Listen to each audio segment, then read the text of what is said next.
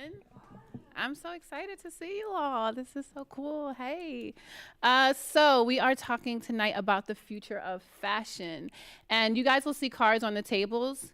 So when you get a chance, make sure you scan it. That's for Grrls Creative Club, which is my NFT project that's launching in October, which is sponsoring this. And I'm really excited. So I'm going to bring out our guest. I'm going to start with Aphrodite. Aphrodite is an art curator, fashionista in my mind. I think she's so fly. Look at her outfit. Do a swing, do a twirl, do a twirl. Yes. Doesn't she look cute? And she's also an advisor at NFT Now. Next, we have David Ginsler. Oh, hey, DJ. That was a special song for Aphrodite. Hey, David. David Ginsler. He is a fashion icon, MIT, Harvard graduate, PhD, architect behind some of our favorite brands. He's worked with Adidas, Nike, everyone. You're like the shit. He was also co-CEO of The Rock, which was the umbrella company for Rock Nation and Rockefeller Records. So welcome. And next we have Mek. Many of you might know her already. Mek is a designer. She's a welder, NFT creator, and the founder of Mek Style. Hello, guys. How are you? Hello. Fantastic. Hello. How are you? Mek, you didn't do a twirl when you came up here. I think I'm all right. Okay. All right. You guys like her fit? I'm all right. All right, so let's get started. I want to talk about sustainability first, right? And Mek, you and I had a conversation the other day. I wore this dress on purpose because you said you're against fast fashion. This is from ASOS. And I bought it because I was just like, okay, we're talking a lot in Web3 about sustainability, right? And how fashion can be, in the metaverse can be used to where people can express themselves. So we can start to wear, plainer clothes and express ourselves, digitally, so that we can have a lower carbon footprint and all that good stuff. So tell me why you are so against fast fashion and what you're doing and what you're building. By the way, the sneakers she's wearing, she made those. Yeah, I mean, we can talk about that too, because one of the reasons why I've only made the one pair is because it's incredibly wasteful. And I think that that's the issue with fast fashion for me, is that there isn't an interest at the moment to make things that last. It's meant to be something that you replace and throw away. And if you actually look into how much waste that produces, and it's not just the actual clothing is waste, but it's the water production in the dye process and all of these other ways that we're taking advantage of, this opportunity to capitalize. And it becomes this system of extraction. It's just how quickly can we make a thing and mark it up and mark it down and get it out the door and make another version of that every 3-4 months. And I think I'm more interested in, circumventing a lot of the concern that people have around, the way they present, right? Make things that people feel comfortable in, make things that last so you don't throw it away, make things that feel good on you, and ultimately take a lot of the mental energy away from how do I feel, look throughout the year, right? If we spend less time, trying to keep up with the trend and feeling compelled to be a part of that system, I think we alleviate that energy and put it into things that are actually helpful. So, the way that I've been working through my collection is, making things sustainably, but also things that don't follow the trend in terms of pattern. The pattern stays the same, right? Mm-hmm. So I'm the kind of person that I'm a loyalty shopper. So if I find something I really like, I buy 2 or 3 of them because I know it's going to go away. And I've had this conversation with people so long that I realize I'm not the only one who does this. So what does it look like if you bought a Lacoste shirt? It's the same shirt. It's been the same shirt since it was a shirt. Right. And you go back to that store and you buy that thing over and over again. And that's a model that I think works. To look at that model and say, okay, let's create some new patterns that fit the sort of scope and landscape of what fashion feels like and looks like today. Bring in also the digital wearable component, but ultimately create a classic style that people can consistently come back to. You can start to circumvent the need for brick and mortar because, you find your sizing and then you just order it online. You get it in 17 colors and you don't have to think about that pressure. And then you also aren't creating so much product just to sort of keep up. Right. And so, I've just been hammering away at this idea, and I think that there's something there. So I'm getting into how do I create that in an NFT project? How do I show people what that looks like, have them invest in it, and then create it in real life? Right, absolutely. So David, so you just make me laugh.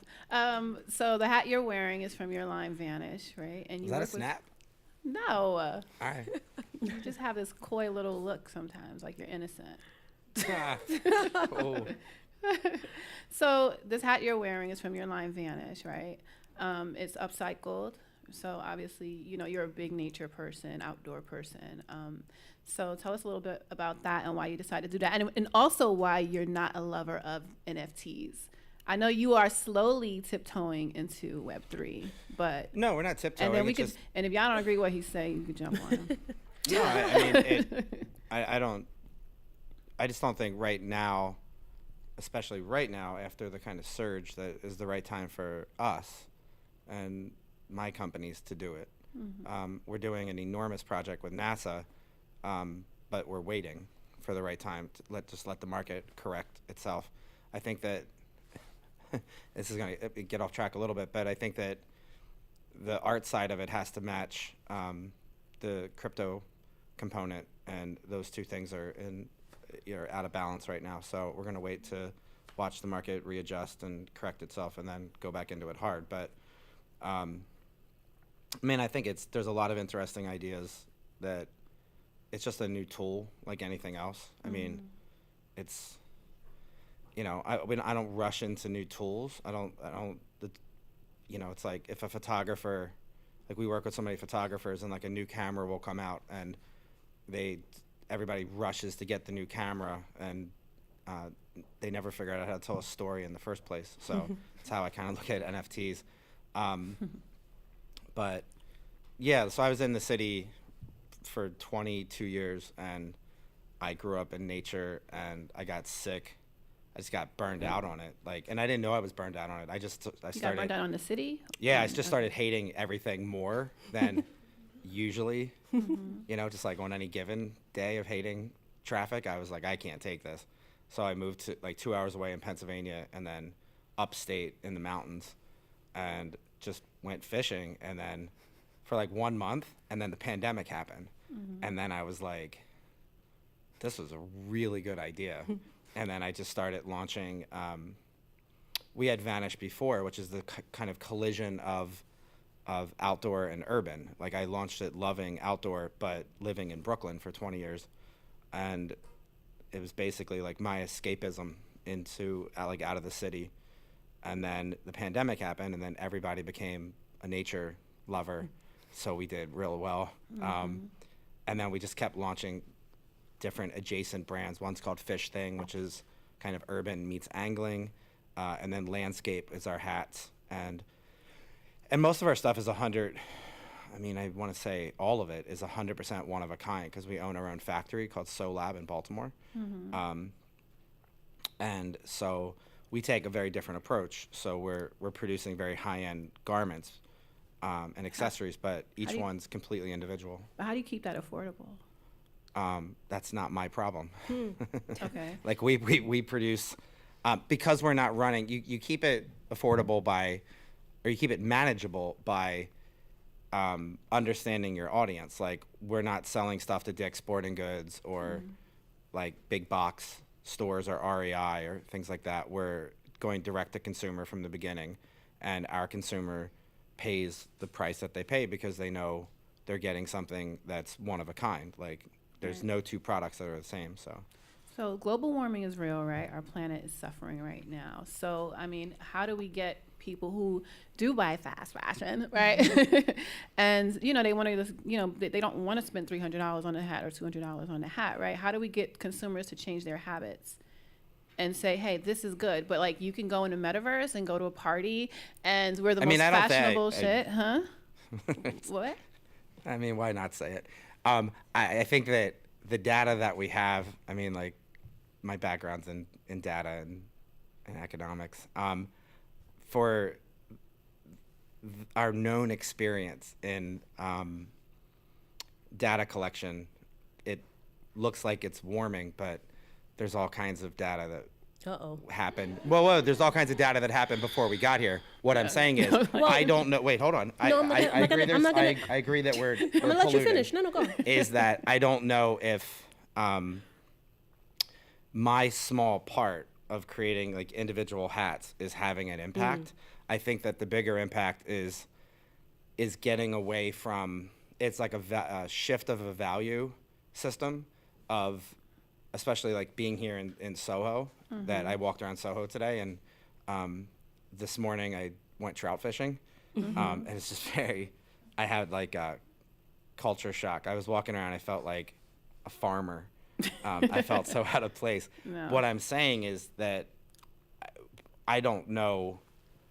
There's a tremendous amount of waste that's produced from fashion, right? From even growing cotton and just everything that goes into it. It's very wasteful. But when you take a look at like leather production for footwear, it's just absolutely probably the worst. It's a horrible industry, but you don't have to buy like every Nike drop and Adidas drop that comes out, and those companies are working really hard to create more sustainable shoes. But like you walk around Soho and it's just such a like a kind of a blind consuming mechanism that I didn't see anything in any of the windows. And they're, like you say that they're promoting sustainability or. So they're thinking about sustainability in their production, but they're also like encouraging this attitude that like FOMO, you know what I mean? The way they release some of their their popular sneakers and these auctions and stuff online, like this scarcity, they create this like panic and FOMO so people consume. And I've been to so many, like I have guy friends who have like bedrooms just for their sneakers. Right, and that's like, so like talking about changing consumer habits. I'm gonna come over to Aphrodite. You're so pretty. So like, what do you think about like how we can? Because you love fashion, right? I mean, you always, every time I see you, you look like amazing. Thank you. And what if I told you one day like you had to get rid of all your wardrobe, burn all your clothes, wear all black, and then you can just be fancy in the metaverse? So I actually just went full nomad, and I gave away 3/4 of my wardrobe, and it was liberating. And then I put 3/4 of that into storage. So I actually only have 1.5 suitcases of clothing right now. And it feels fantastic. How is that? Okay. It feels really good. But honestly, I am one of those, like if I had a 5-year-old and she's like, I want to wear a princess dress every day, I'd be like, you should do that. Because when I love a dress, I'll wear it 6 times that week. I don't care. If you want to believe if I have a wardrobe, go look at my Instagram or BFA. I don't need to wear something different for you every day. I'm going to wear what I feel good about every day. But metaverse fashion is super important, and I didn't realize how important until I found out Tom Sachs, the visual artist, was doing a PO-app on Decentraland. And I was like, I need this PO-app because I'm obsessed with PO-apps. And so I realized I had to go make my own avatar. So I log on to Decentraland and I start building this little Aphrodite avatar, and the fashion choices were horrendous. So I thought if I can't look cute, I'm gonna look slutty. So I picked out like this little midriff top, this weird little skirt. I didn't even pick out the shoes. Whatever standard shoes they assigned me, I was like, fine. I went to Centraland and I struggled with this PO-app. Struggled. See what I did? I tapped Matt Medved and I said, I need your help with this PO-app. He's like, okay. So he shows up to Centraland, looks super cool. He's wearing all black. I think he has a black leather jacket and black glasses. And I'm like, oh, there are different outfit options in this world? And then he goes, wait, are you Layla? Layla is my Uber and Starbucks name, by the way, because I'm not saying Aphrodite to anyone. And I'm like, yeah. And he goes, I was like, sorry for my outfit. I didn't know I was going to know anybody here. He's like, I love Layla's look. I'm like, Layla's a little slutty, looking for a good time. She gets me into trouble. Oh, my God. And he also can't figure out the PO-app situation, guys. It was super tough. He leaves. We have our own conference calls. All of a sudden, I'm on a conference call, and I hear noises. And the conference call is like, are there people with you? I'm like, just the voices in my head. And then I realize I'm being catcalled in Decentraland. Oh my God. That is a thing. Yeah. So more than ever, there is this big opportunity for brands to step up and create wearables that people like me who are fashionable in real life can use for the metaverse that we are still building now. So how do you think you can get your friends to do that, to do what you did, get rid of 75% of their wardrobe? Oof. You know, it's not easy because we are very nostalgic creatures and we're very attached to physical things and we cannot help it. But I grew up in a big family and I think that helped influence me. If I said, this is mine, my baba, my father would say, nothing is yours. I paid for everything. I'm like, my underwear? He's like, don't get smart. And so I just grew up in a sharing economy that was my family. And so for me, that's my life. And that means that I've also told every girlfriend who's my size, which is most of them, I'm like, by the way, I'll be coming invading your wardrobe. Oh, that's good swapping. Yeah. And I do that already with so many girlfriends. New, doesn't matter. And I think that we've been working towards a sharing economy for some time. And I think that's also why we are going to be successful in the metaverse, because it kind of is a sharing economy. We're like sharing blockchain, we're sharing wearables, we're sharing many things. Yeah, I see you shaking your head, Matt. Yeah, I mean, so the Decentraland experience was interesting. I don't have the luxury of time to be in a lot of the metaverse worlds, but I did. That was one of the first ones that I got to venture into, and it was really hard. It was really hard as somebody like who cares about how they present to like okay, I guess this is me. You know, like I didn't feel like I was able to build me. But did you have a headset on? I think initially no. There were no good glasses options. There were no good, I really had a hard time building me. But over time, I was able to, I had a friend who made some sneakers, and she just airdropped some to me. And I was like, I put them on, and at night they glow, and I'm like, oh, okay, I'm into this. And then I'm a consultant for Death Valley. This is one of my favorite projects, and they did an entire fashion drop. They actually collaborated with Nueno and they did like some physical stuff with Giuseppe. Is that Wrangler? No, before that. So there was a physical shoe with Giuseppe, and then there was an opportunity to get some like physical merch, and they were all digital wearables. So it came with like, initially it was just a jacket with a hoodie in it, and I had that, and then the set came out and it was like a hoodie, a jacket, a bucket hat, a pair of jeans. So I feel like me now, like I have options. And I started to look into the SDK, like how do you build your own wearables in this world? Because I think part of what I want to be able to do is onboard through this, right? Initially, my idea for a project was around the shoe, because after I'd made it and I discovered the NFT space, it was maybe like 2 months between me making the shoe and discovering NFTs.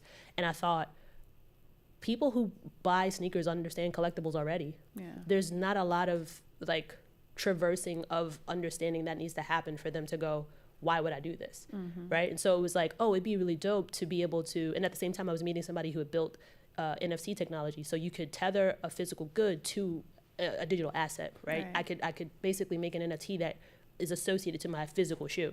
Right. And I thought this is a really interesting moment, because then what you can do is you can sell somebody a product they already understand how to buy. You can sell them in fiat, buy a shoe, right? I can make fiat a physical shoe. If no jargon. Sorry. Jargon. Fiat meaning USD, regular paper money.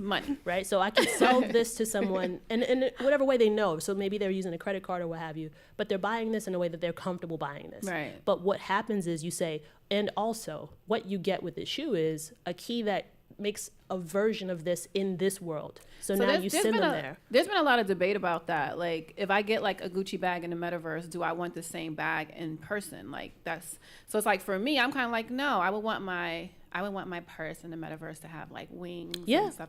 Actually, we have some images I want to show. And Rarity Jan, if you guys saw the website, she was supposed to join us from Dopamine XYZ, but she's not feeling well, so she's in LA. But we're going to show some of her wearables and the things that she's been working on in the metaverse. So they'll pull that up in a second.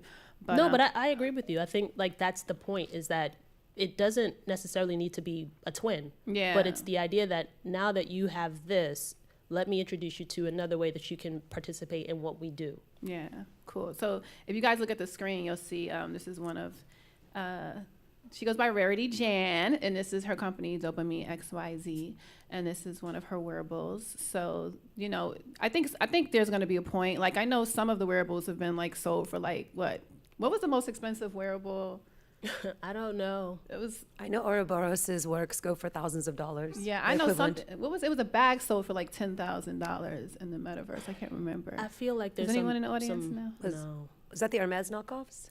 Yeah, I think so. Yeah. Well, no, those are the knockoffs. Those don't count. So this is another one of Rarity Jan's. What I remember, I'm trying to remember what it was called, but it was like something Sharks, and they had sneakers that were going for $10,000 a pair, and they sold them like NFTs. They probably did like 4,000 pairs. And did they send the actual physical ones? Nope, too? They didn't do a physical shoe. Nope. Wow. Interesting. Nope. Okay. Yeah, I mean, and this was after Artifact had done their shoes. Oh, right? yeah, we have some Artifact. Well, we have the hoodie that they had. That one. Yeah. That's pretty cool with the wings. So like in the metaverse, when you're walking around, like you could buy that physical hoodie, but then in the metaverse, it has those wings on it. Yeah. Yeah, and then that's how it would look on an avatar. So cute. The original artifact shoes, I think they range from 3,000, 6,000 to 9,000. Yeah. But this other company, I forget what they call it, something sharks, and they glowed. And I think they like let you fly or something like that. Like that was the utility. But they were a company that nobody really knew. So I was like, why would I pay $10,000 for this? And it was no physical thing, you know? Right. Wow. So, all right. So I think that, like, let's go back to talking about NFTs, right? I think, like, I would love to see, and this is something that I'm thinking about. Why you laughing? You see his eyes. They rolled. Are you coming outside of yourself? You okay? Huh? You okay? So I would love to see like communities coming together, like, you know, like we have Erica Reeling and where is she? Where's Erica? Oh, there you go. So she has a really dope project, and it's an NFT project. Yes, I love it. And she's thinking about doing fashion as well. And, you know, but she needs to like raise money for that. So, I mean, I think community ownership of a brand, and then you're kind of like that brand street team. Like, I love that. Yep. The artist who did, and you guys probably saw the Grrls Creative Club artwork in the hallway. The designer of that, her name is Kiki. She'll be here tomorrow. And she's been the lead designer for like every major like celebrity that's had a fashion line, from Beyonce, Jay-Z, Nicki Minaj, everyone. But she's kind of tired of fashion. She's tired of the waste. So she's really like getting into wearables and stuff now. But I would love to like be able to fund one of her projects. But what do you guys think that's something that can be sustainable?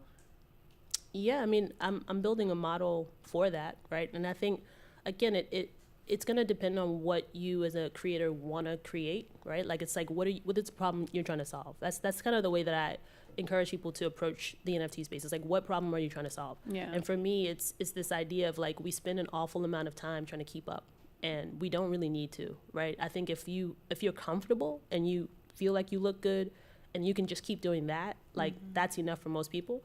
I don't know anyone who like isn't super wealthy and loves shopping. It's such a chore, right? And when you think about, for women specifically, like our bodies change a lot more than men's bodies. And so it's like something you wore a year ago may not fit the way you want it to fit next year. And you've got to go shop. And now you got to go try a million things on. And I think that there's a science to simplifying that process. And we have all of these new ways that you can measure yourself like digitally and all that. So why not, you know, create an opportunity for people to, like I said, like kind of offload a lot of that mental energy and say, you don't have to think about that. And also when you're online, you also feel like you, right? And so you show up as you everywhere you go. True that. What are your thoughts, David? Because you're making all these faces. It's just very bright lights for everybody that's down there. It's very... Yeah, bring I'm your not mic sure a if little closer. Okay. I don't know if everybody else is getting one right in the head, but... It's because you're special. Thanks. I know this was a setup. The what was the exact question? I mean, because I like was following her and I was like, oh, that's like cool. And then I was like, why didn't you say what kind of NFT project she's working on? And well, I was gonna wait for her, but you want to talk about it a little bit? Sure. So it's a figurative, it's a PFP 10K project, and I don't know what any of that just meant. sorry, it's a 10,000 piece. Wait, he's gonna hold on. He's bringing you a mic. One second. Sorry. Hello. Is this good? Yeah. So it's a 10,000 piece figurative collection, so profile picture collection, also known as a PFP. It's called Crypto Venus, and it's all hand painted. And it's really about like self-love and self-actualization, and we're building a community of artists. And eventually we really do want to have a fashion component, because that's such a cool thing that's happening now with Web3, is being able to utilize the metaverse and express yourself. And creatives love to express themselves through fashion, so figuring out how to do that. So we're working on our first little airdrops here and there, but yeah, just here to learn about how we can utilize this better, and definitely see how it could be greener. Thank you for that. Yeah. So now you know more about her project, right? So if I'm looking at it and we're like, okay, we all like met her project, that'll give her like the funding to be able to pay for the production of a line, right? How much However you need? she would want to go about it. Yeah, that's the hard part, right? The cost is associated to what you want. No, I was like actually asking you how much you need. I think per piece you want to airdrop, it's probably a minimum of like $500 to create the model. But if we were doing a whole collection, I mean, we're trying to raise $1 million. He's coming back with the mic. That was like a NFT. Oh wait, The, are you doing physical and digital? We do have physical product already. We'd like it to be phygital, Gotcha. but we do have some. Why do people promise hate that features. word? Phygital. They act like they get triggered by phygital, like it's moist. That word moist, like people get triggered when you say that. Not me. I think people just like to have something to complain about. I agree. But also, phygital feels made up. And I'm so It proud. is. I'm so proud that I spent so much time in a river fishing that I literally was like, "The fuck is fidgetal?" Like I'm being dead serious. I was like, "Fidgetal? So That's cool. I'm gonna That's come to like you then. discovering a new Fidgetal coffee feels like shop." another trend that many people are jumping on. And that's what makes people uncomfortable. just because they put physical and digital together. Hmm. I mean, not because they're putting it together, maybe because they just coined a term that is so easy for everyone to hang on to. And they're like, I can also do this. So, I mean, what do you think about that? The idea of using NFTs to fund a fashion brand, like in a real way? You know, think about Julie Pacino, and she used NFTs to fund her film projects, and that's really powerful. How that fashion brand is used, and Erica actually does a lot of good. And what's really great about, she's working towards not just raising money for a fashion brand, raising money for a fashion brand that's going to enable a women's charity. And I think that's really powerful, and that's easy to get behind. I'm always invited every year to Burning Man fundraisers, and I'm like, I don't know. I don't feel like coming and supporting your fundraiser for a Burning Man camp. And I'm a burner. I'm like, I just feel like you should just raise your own money for your party. And so I think that's in general how I feel about many things. But a fashion brand that does good, yes. Yeah. A film project, yes. Okay. Yeah, I think So just to add to that, it's again the problem that you're solving, right? If you're not solving a problem, you're just making things to make things, like for the sake of making things. I don't get that mindset, because the Yeah. missed opportunity is like you get to help people, you get to essentially solve a problem, and I think contribute to the greater good and being an example of what that looks like for people who can come along and do something similar. Right. Okay. So I have a treat for you guys. I know they're on standby, but we have Bootsy Collins joining us from the Metaverse. And he's a fashion icon in and of his own. What? There he is. And that's Peppermint Patty, his wife. I don't know if they're ready. Wait, let's go away. Let's go away. She was like, sit down. That was funny. We might want to let them know. But yeah, no, that was so really good. cute. That was such a wife thing, right? So no, like Bootsy's really inspiring, and he's like the first Rock and Roll Hall of Famer who's done an NFT project. Actually, he's the reason why I got into NFTs, because they asked me to host a room for his first drop. And I had to get Logic, because I was like, I don't know what this stuff is, And now I'm like fully immersed, because they kept referring people to me, and I was like, why, guys? You mean Logic the person, Logic? Logic, NFT Logic the plug. Nobody knows who Logic is. Oh yes, not Logic the technology I mean, we company. know, but I mean, right? Sorry, but yeah. So yeah, he has some really interesting things. He's building out his own metaverse, but also like he's been in the future from like the 70s. Like he has a spaceship in his front, the front yard of his house. Yep. And the fashion and everything that they wore. Actually, I have the glasses that he gave me. These cute little things. Do we have them ready? Do we have Bootsy and Patty? No? Okay. Well, we'll keep it moving until until he sits down. Hey, These are That's a good look. Yes. Yes. They're so cool, right? it matches as well. Thank you. Yeah. We were backstage talking about like different outfits and hats and David's hats. So we didn't really get to talk about your hats. I want to talk a little bit more about that. Okay. And the upcycling. So are you going to make those wearables? They turned it up as high. Yeah. I mean, I think it's back to like my initial point, where if it's like one of one, and Be more sustainable and waste less, to be able to say like, so I bought a pair of Air Mags when they first came out. So at the 20th anniversary of the Back to the Future movie, the Michael J. Fox Foundation and Nike collaborated to make 1,400 pairs, I believe, of the sneaker from the movie. They sold them all on eBay, and that money went to his foundation. So this is like a really prolific moment in shoe culture, because they only had a limited edition and everybody had to go to eBay to buy it. The first pair purchased were, I think, purchased for $88,000 by Tiny Tempa. The provenance of his shoe, if he ever resold it, is you can track now and say, I have the pair that Tiny Tempa bought, and I have a pair, and I could say it, but I wouldn't be able to prove it. Right. So the chain, in a way, when it relates to fashion, if you can tether a the physical... chain is the blockchain, The blockchain, right? sorry, I'm so sorry. But using blockchain technology to tether physical goods to it stamps in time when it was purchased and by who.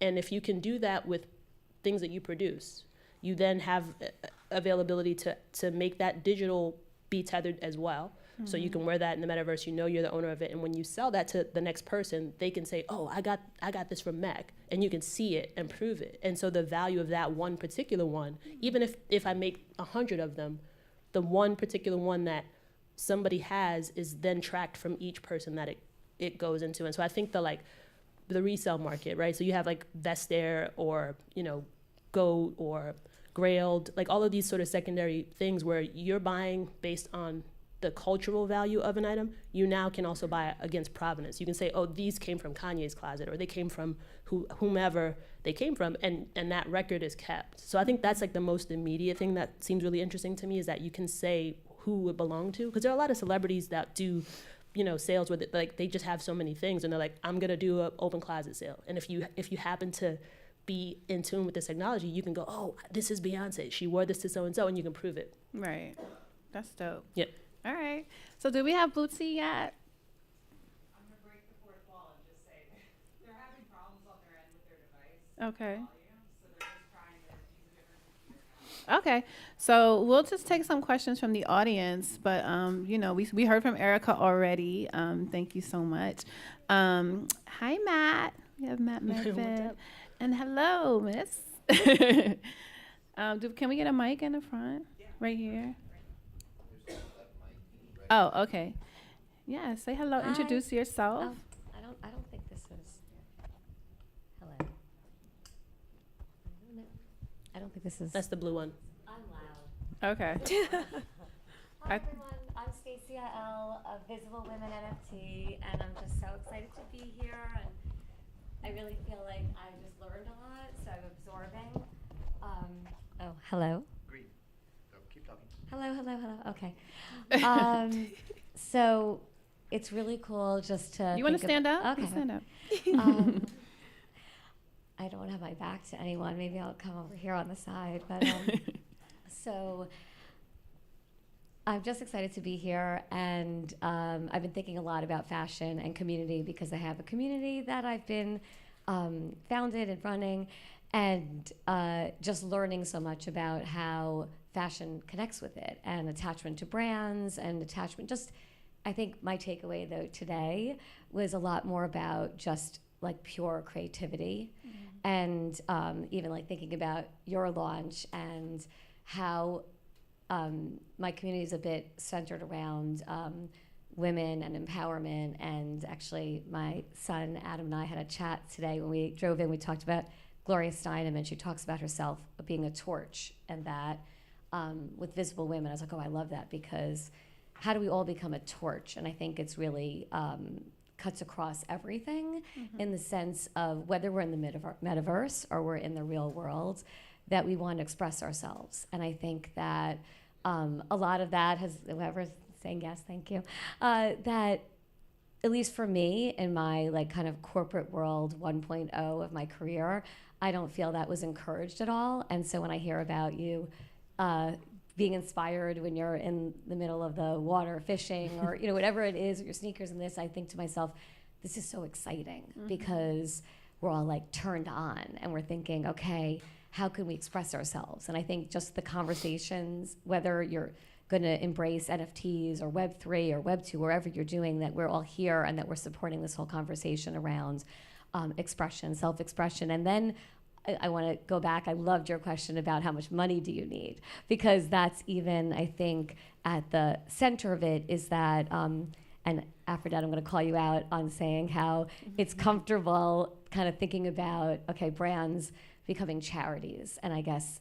my little controversial moment of the night would be, I'm looking to help people actually get paid for their work. Yeah. And I think that, whether you decide to give to charity, that's a personal choice, and I think that's amazing. But I think a lot of us in the space are really like looking, and Toni and I had this conversation at lunch, but just to say, like, how do we translate the creativity and translate all the things that we want to do and actually come up with ways to get funding and birth these ideas beyond conversation and beyond just rooting for each other. So I think, that's my thing. And joining a community, and the community of everyone here really helps with that. I'm got you excited. Here you go.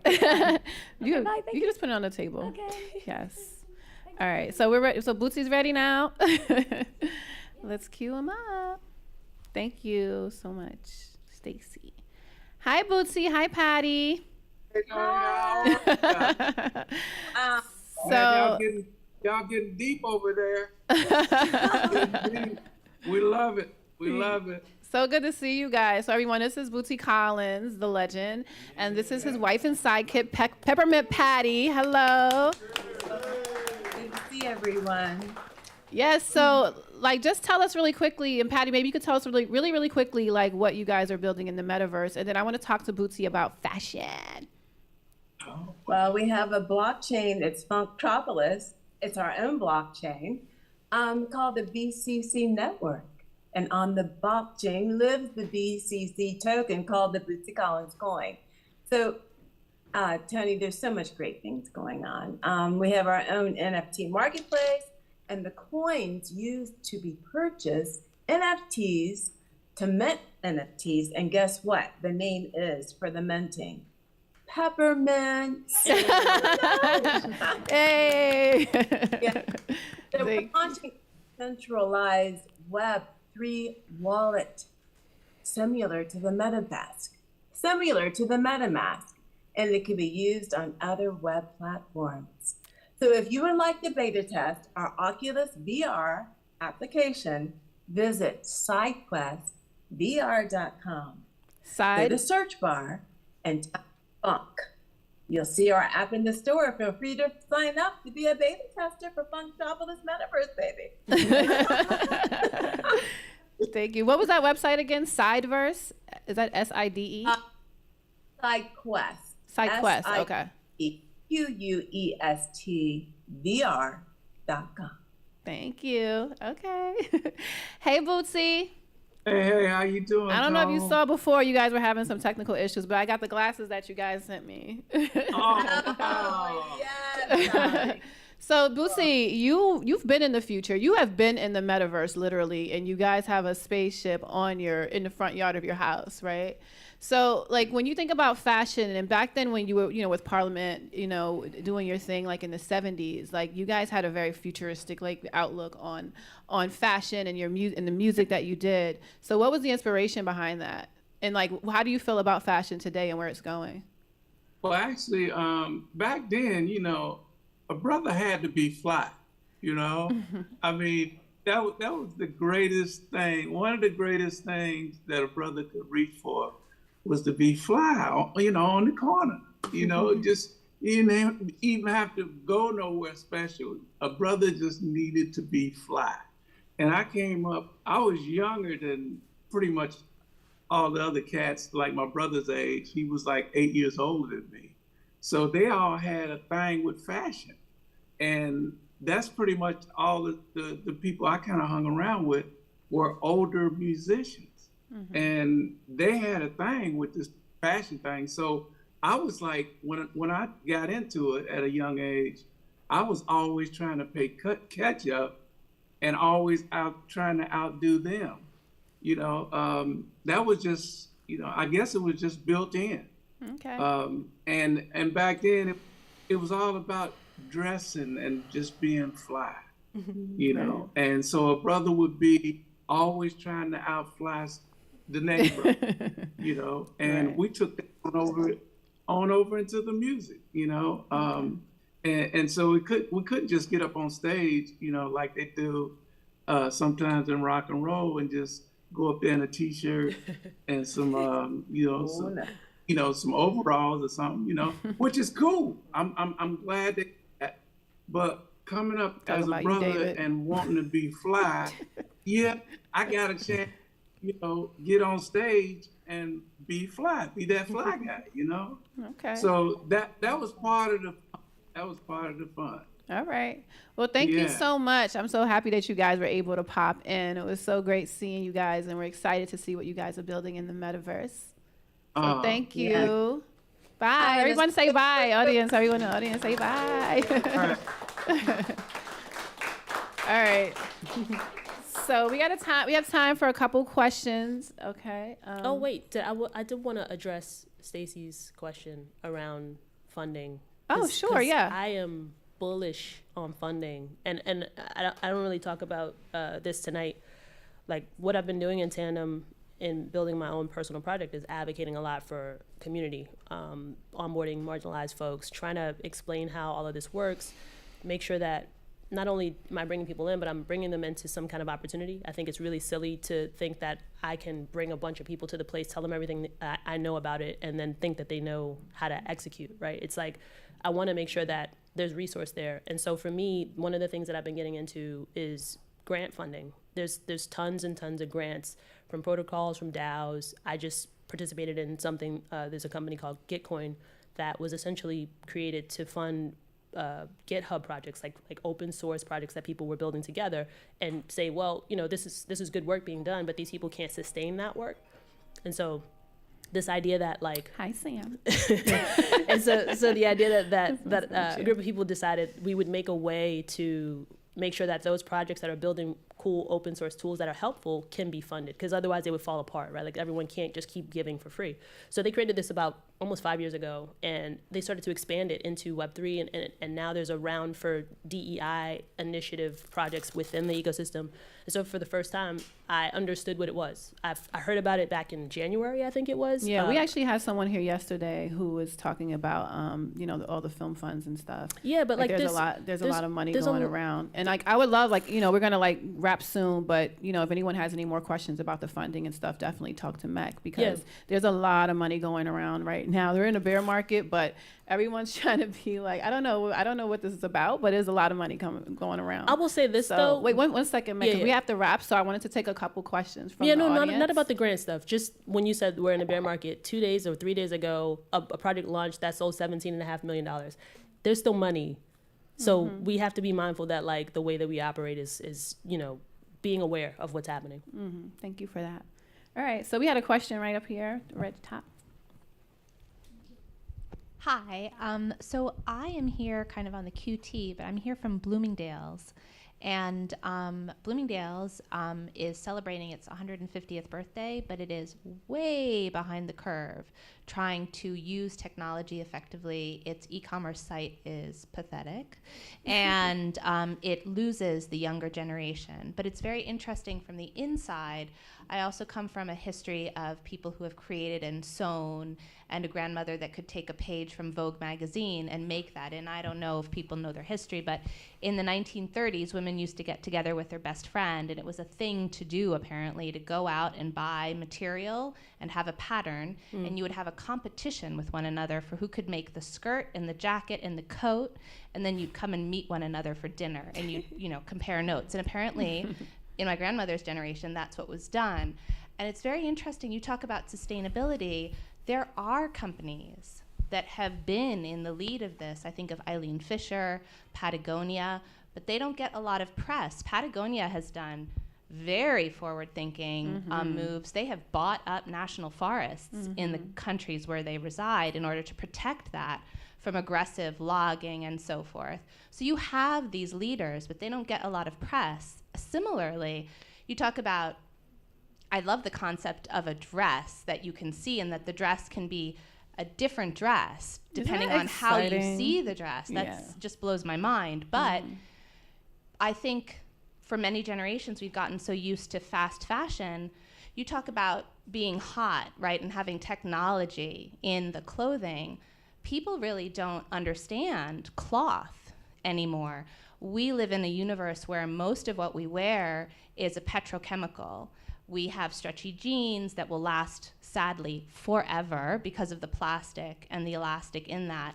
But if you were to wear silk or cotton, right? You had Egyptian people living, they wore cotton or nothing at all. And you had other people who wore silk around the world, and people have lost that knowledge. So although I think there's a ground for what you're talking about, I think there is a lot of lost knowledge and a lot of, I mean, you have the resurgence of what used to be a disdainful thing to do, namely going and getting your clothing from a used clothing store.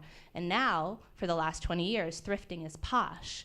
And people post where they've gotten, and you talk about, like wine, you can have the heritage tracked, and that can become a thing which is desired in an item, which is also a new world. But I think that it's going forward is wonderful, and all of these new ideas are wonderful, but I think that there has been a lot that's lost, and that is knowledge which has disappeared.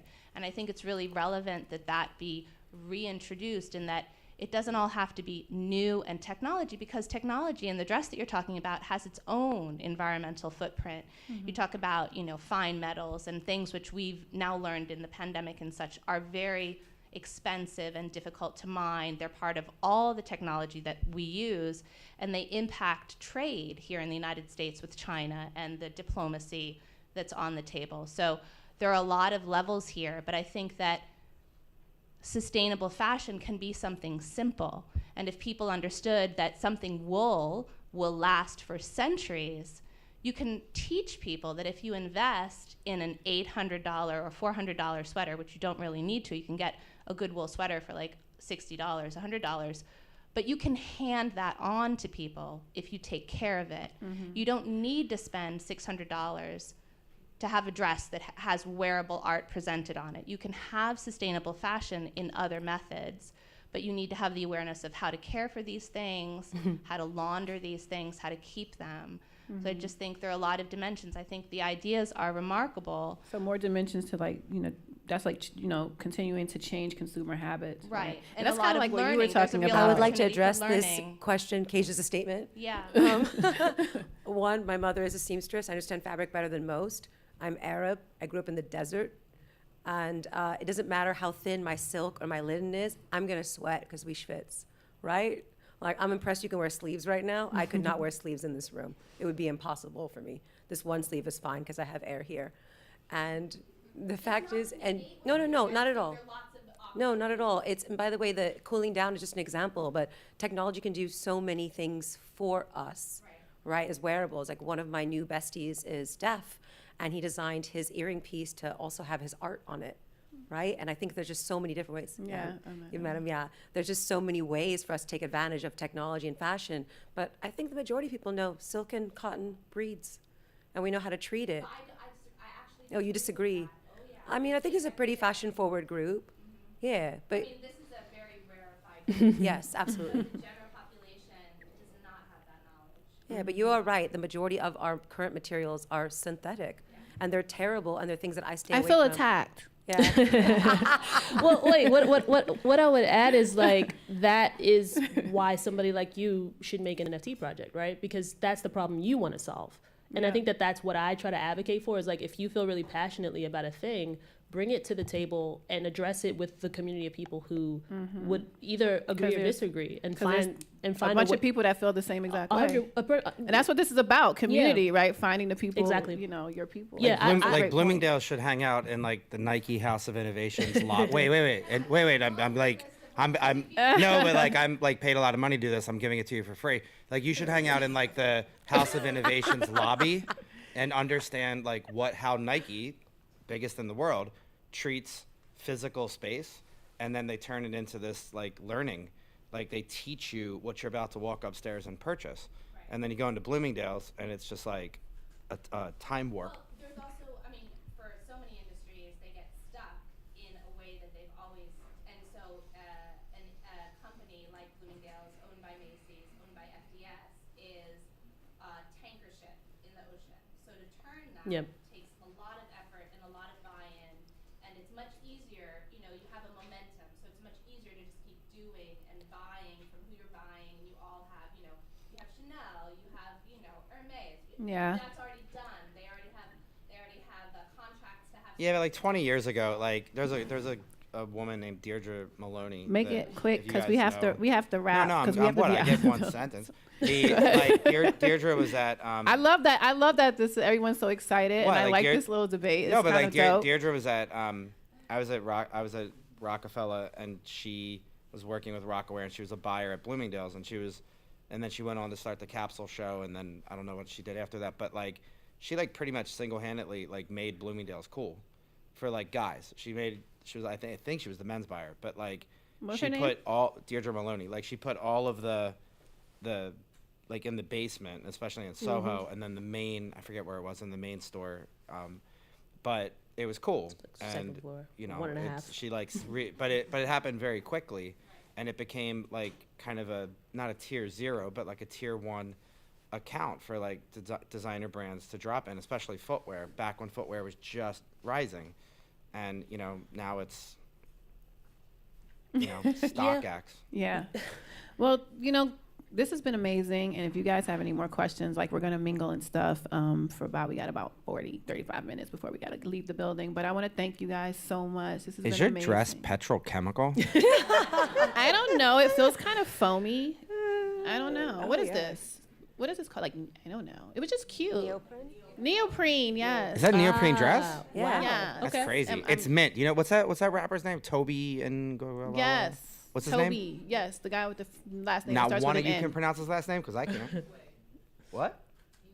Yeah, he's so Hi, good with Opie. that whole mint thing. That thing's crazy. He's the only person in hip hop doing anything with fashion. That's not true. What are you It saying? is. Oh, David. He's It is. joking. No, I'm actually not. Okay. What about Kanye? I've never met him. That's he not seems what you like- said though. You he said seems he's like- the only person in He fa- seems like he seems like he's got He's doing some good things. he's got stuff. Yes. All right. Well, thank you guys so much. And I hope if you guys want to come back tomorrow, that's night 3 of my artist in residency. Thank you so much to the Greene Space. I'm not going to cry, but I'm really happy to be here with so many of my friends. You know, I curate these conversations to have with people that I like and I'm really inspired by. And we're obviously obsessed with each other's dresses. And, you know, so hang out and say hi to each other. There's a bunch of people. If you're new to the Web3 space and you have questions, like there's a ton of people here that can answer them for you. So, and I see Elise Swopes over there. Hi, Elise. She's hiding. She's an icon in the Web3 space. So definitely holler at her. So yeah, thank you guys. We're gonna wrap. And yeah, this is awkward. I don't know how to end this. But thank you.